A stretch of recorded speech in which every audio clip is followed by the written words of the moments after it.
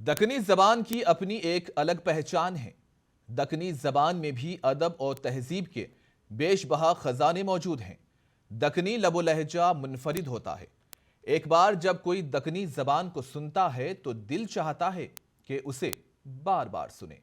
तेलंगाना रियासत के एक senior IAS officer Arvind Kumar ने दक्कनी में ट्वीट किया है।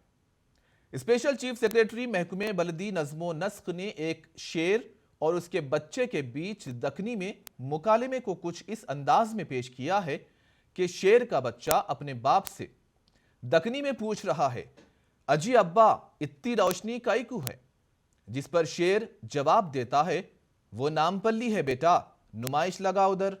उन्होंने रोमन में दक्कनी जबान का इस्तेमाल किया है जिसे खूब पसंद किया जा रहा है।